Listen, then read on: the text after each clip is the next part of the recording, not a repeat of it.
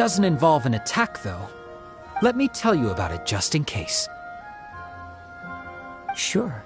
During times like this, the more information we have, the better. All right then. Recently, 2 people went missing from the city at around the same time. One of them is a pretty well-known collector, surnamed Nagato. The other, Amenoma Yuya, is a samurai from the Amenoma clan. Amenoma! Now there's a familiar name! Right. Yuya is the nephew of Amenoma Togo, the owner of Amenoma Smithy. 2 grown men going missing at the same time.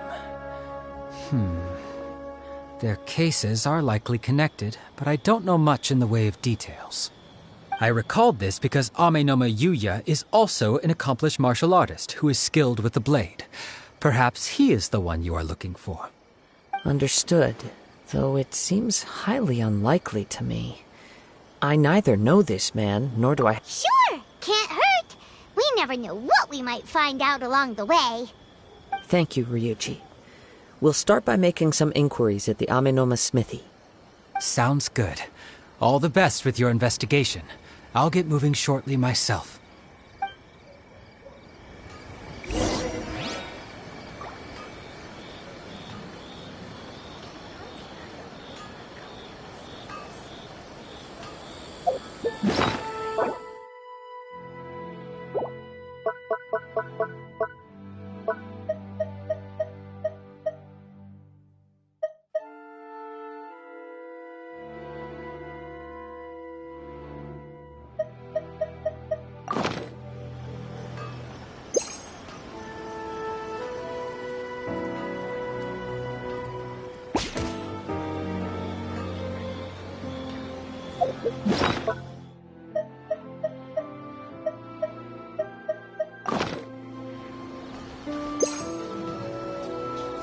Welcome to Bonton Saga Detectives. What do you have these on?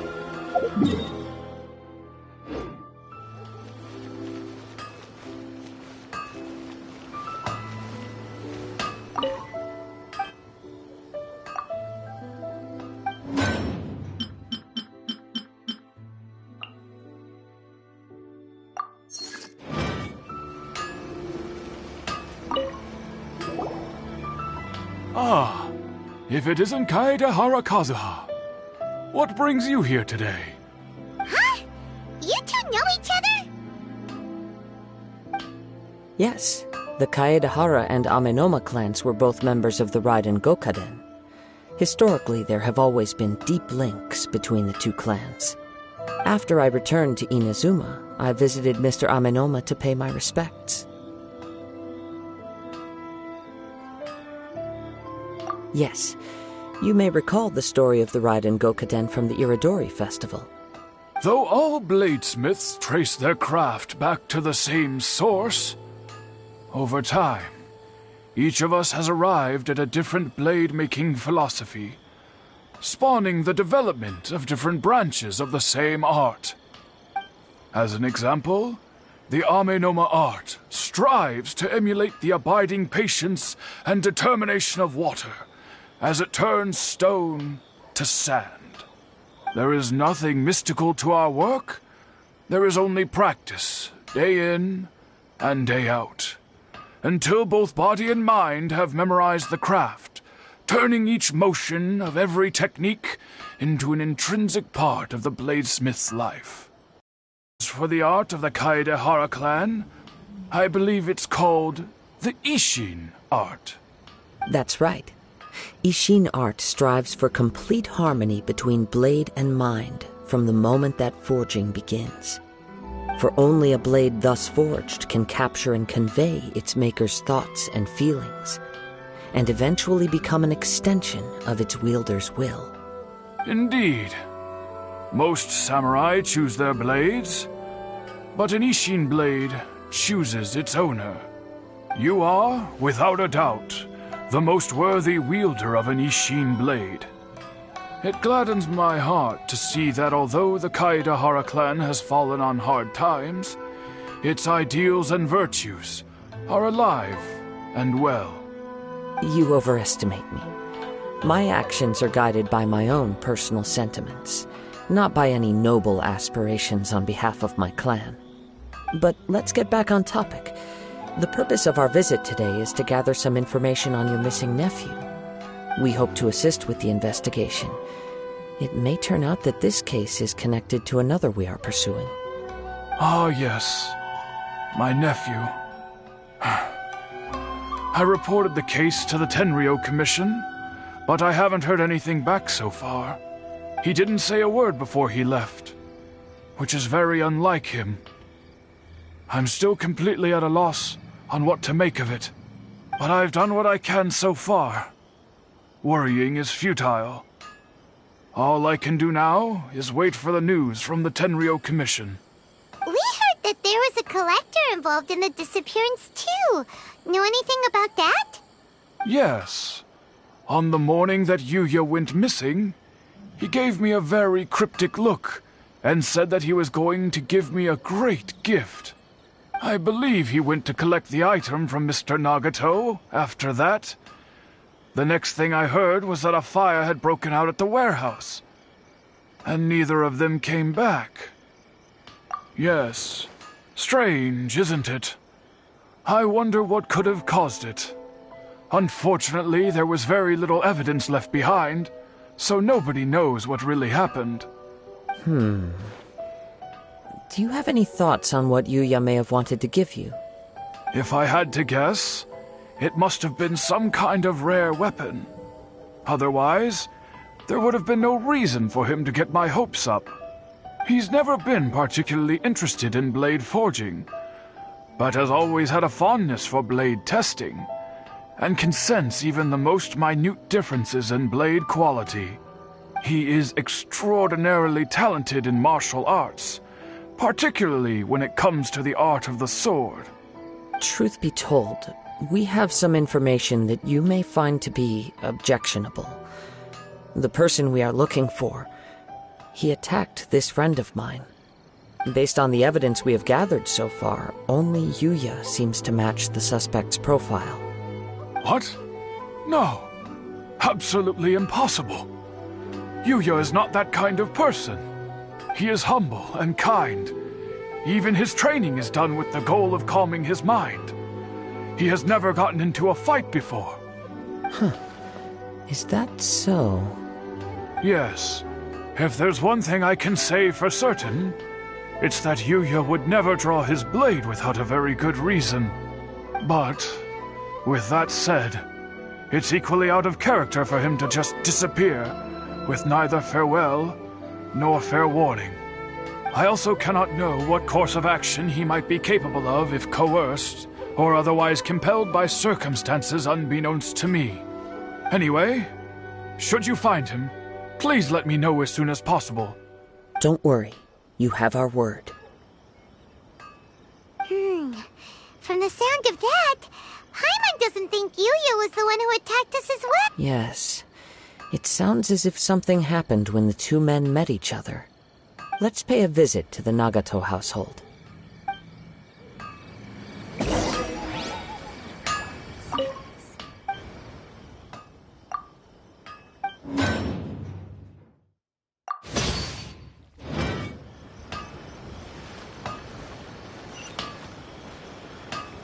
Okay.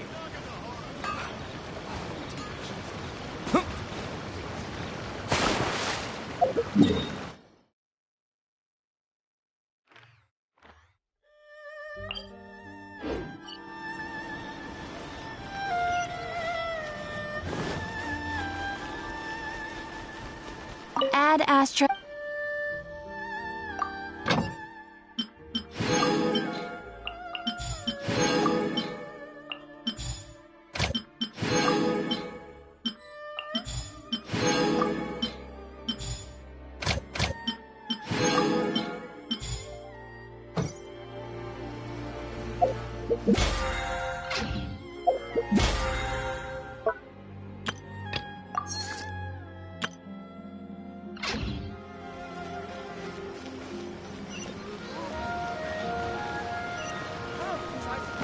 Special yakitori for sale. Come and try some.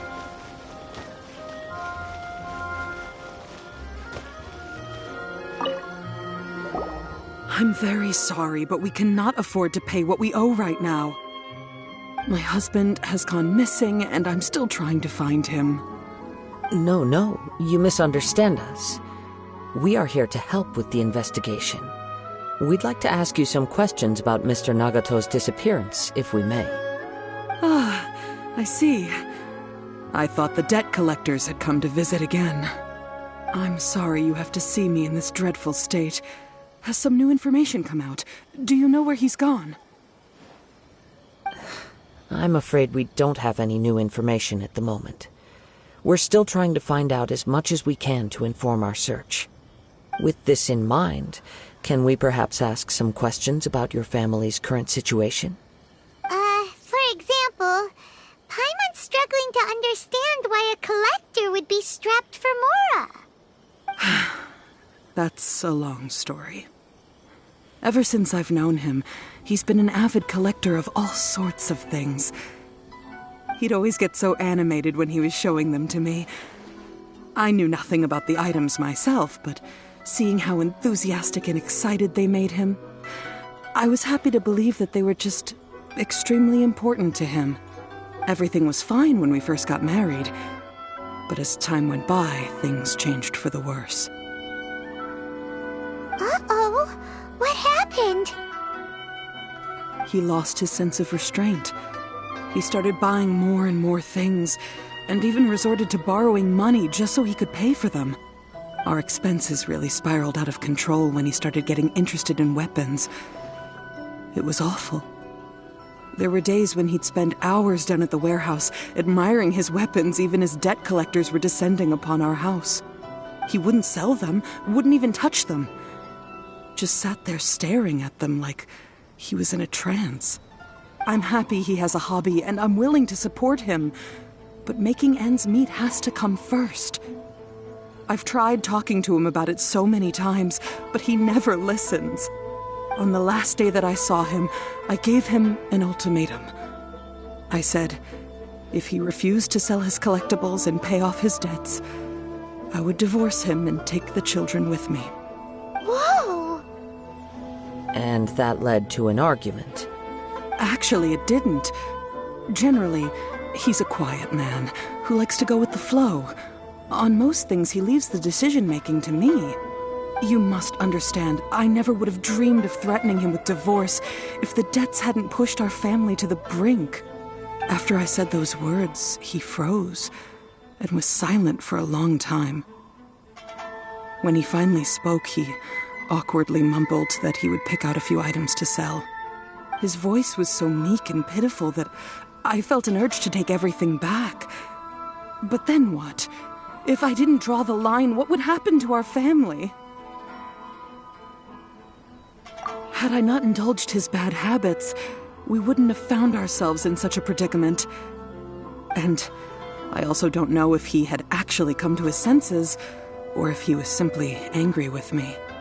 The next thing I heard was that our warehouse had caught fire, and both he and the buyer had gone missing. I see. I understand. Ame no Yuya came to purchase a weapon from Mr. Nagato. During the sale, a fire broke out at the warehouse, and both men disappeared. At first, I assumed they must have gotten into an argument over the price. But my husband has never been one to negotiate. He never even haggles when he's out buying groceries, so it's hard to imagine him getting into a fierce argument. Maybe he was feeling the pressure from the debts? I don't know.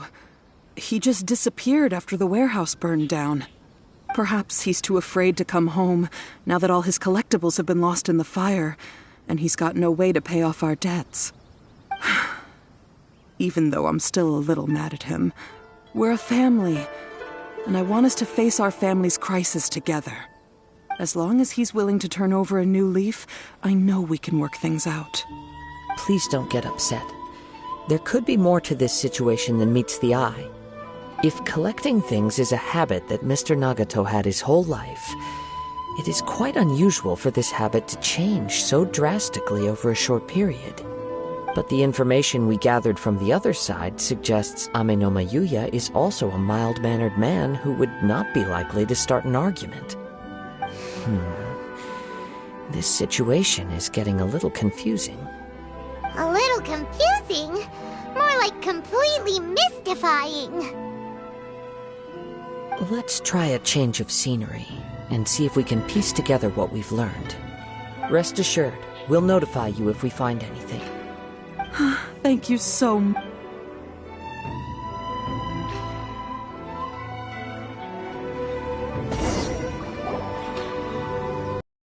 Based on the information we've gathered so far, I can only surmise that the sales meeting between the two men was somehow the catalyst for their disappearance. The fire at the warehouse likely played a part in how the situation unfolded, though its exact role is a mystery. Do you have any thoughts? Well, Paimon was thinking that maybe someone accidentally knocked over an oil lamp and, nope, never mind. Paimon's brain needs to rest for a while. Over to you.